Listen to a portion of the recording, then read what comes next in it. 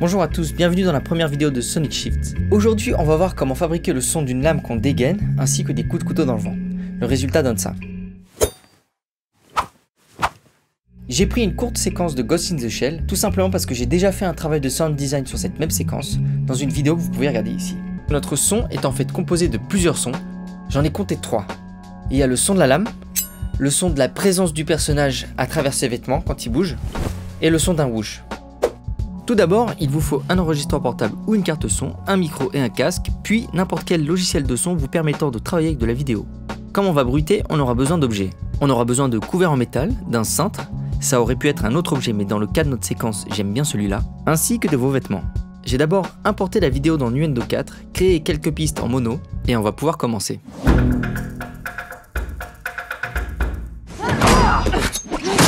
On va s'attaquer en premier au son de la lame dégainée car c'est de loin le son le plus important ici. Pour y arriver, on peut prendre des couteaux directement, mais on peut aussi jouer avec d'autres objets. Parfois, une cuillère sonne mieux qu'un couteau, et oui, le mieux c'est de tester soi-même et de choisir ce qui sonne le plus approprié. J'ai justement trouvé un mauvais exemple, c'est ce que j'appellerais un faux ami. Ce couteau, qui a priori ferait bien l'affaire, possède un manche en plastique qui absorbe toute la résonance du métal. Quand on le fait sonner, il se passe ça. Ce qui m'amène à annoncer cette première grosse révélation.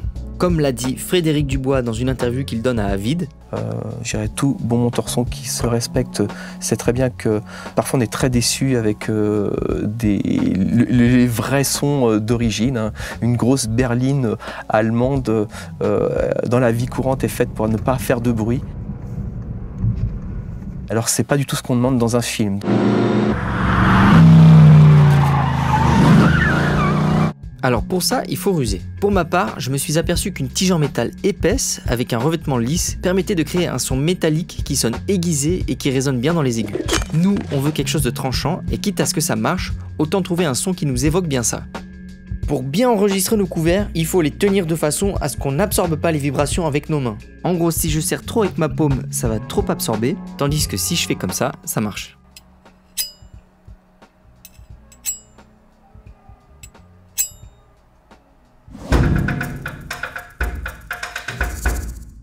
Ensuite, il nous faut le son du mouvement du corps du personnage.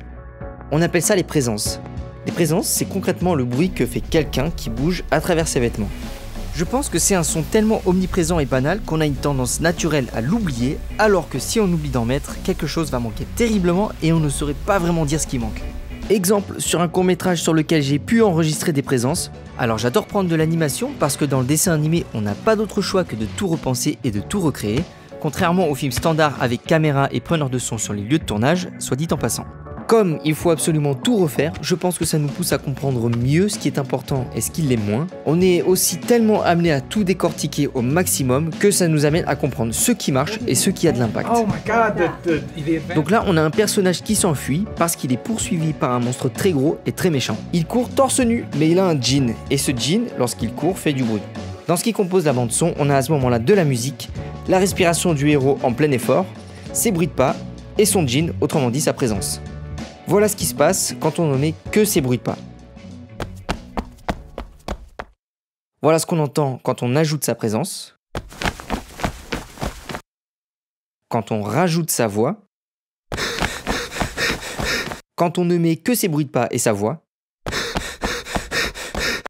On observe que sa voix plus les bruits de pas forment déjà un ensemble sonore très explicite. La fuite, l'urgence, l'effort, la détresse, et avec l'image, avec l'animation, on a clairement la panique. Ceci dit, avec le son de la présence, on forme un ensemble encore plus solide et plus défini. De manière plus implicite et plus subtile, les présences apportent du corps à nos personnages. Elles nous indiquent leur masse, elles peuvent nous indiquer leur poids, on peut l'entendre au son, que c'est quelqu'un qui a du corps qui marche, qui est lourd. C'est tout un tas de choses à explorer et en le maniant habilement, on peut arriver à apporter encore plus de sens à nos films grâce à cette catégorie de son. Voilà, maintenant je vous invite à vous installer confortablement et on va commencer à enregistrer nos présences.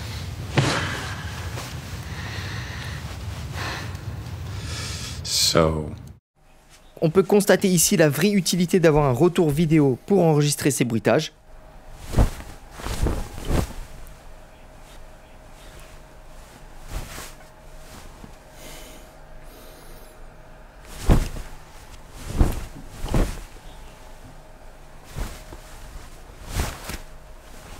Une petite seconde, pause.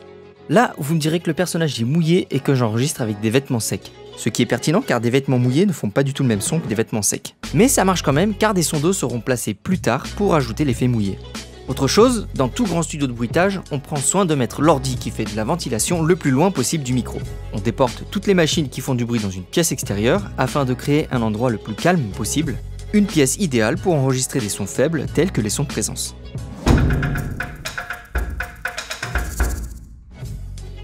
Le troisième son est un whoosh. Un whoosh est en fait le son que fait une masse qui se déplace rapidement dans l'air.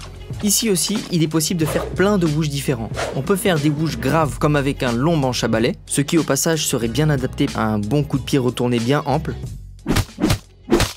Mais nous, on voudrait plus traduire un mouvement plus vif et pour ça, j'ai trouvé qu'un cintre faisait bien l'affaire. Donc là, j'avais trouvé un premier cintre en plastique qui traduisait bien, je trouve, le mouvement du dégainage du couteau.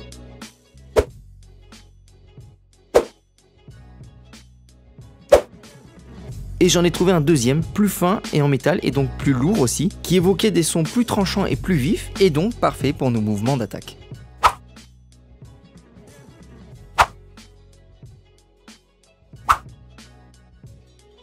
Maintenant qu'on a tout enregistré, le temps est venu de choisir les bons enregistrements et de les monter et de les superposer en fonction de ce qui se passe à l'image. On dit qu'on les layerise, autrement dit on dit qu'on les superpose en couches. On regarde la fenêtre vidéo sur le logiciel et on se cale bien sur le mouvement du dégainage. Voilà, on synchronise tout sur le curseur et on joue tout. On fait quelques niveaux car il y a trop de présence et pas assez de whoosh. Voilà, c'est mieux, mais le son de la lame, je pense qu'on peut l'améliorer. Du coup, on va le combiner avec un deuxième enregistrement, donc les sons en rouge. On garde le début du premier son et on le couple avec la fin du deuxième, ce qui nous donne ça. Puis comme on n'a pas encore un résultat assez tranchant, on pitch de plus 4 demi-tons le deuxième son de la lame. Ce qui donne quand même quelque chose de plus aigu. Ok, maintenant on continue sur les sons de présence des deux prochains mouvements. Alors c'est les sons en orange. On cale bien le curseur sur le mouvement, puis on synchronise tout. Une fois que c'est fait, on va monter nos sons de whoosh tranchants. Si vous vous rappelez bien, c'était le cintre vert qui était plus aigu et donc plus tranchant. On synchronise de la même manière. On baisse un petit peu le niveau des whoosh car on est sur un plan un peu plus lointain et on est bon. Et c'est maintenant terminé. Si vous avez apprécié cette vidéo, je vous invite à la partager ou à la liker. Pour les prochaines vidéos, justement, je vous demande de me donner vos idées et de les écrire dans la section commentaires. Et ce qui pourrait être encore mieux, ce serait de choisir une courte séquence qui contiendrait un son à refaire, un petit peu comme on a fait ici. Car je trouve que si c'est tiré d'un film ou d'un jeu vidéo, c'est tout de suite plus intéressant parce que ça va nous forcer à travailler avec les contraintes de l'image. Moi, je vous dis à bientôt, à la prochaine. Ciao!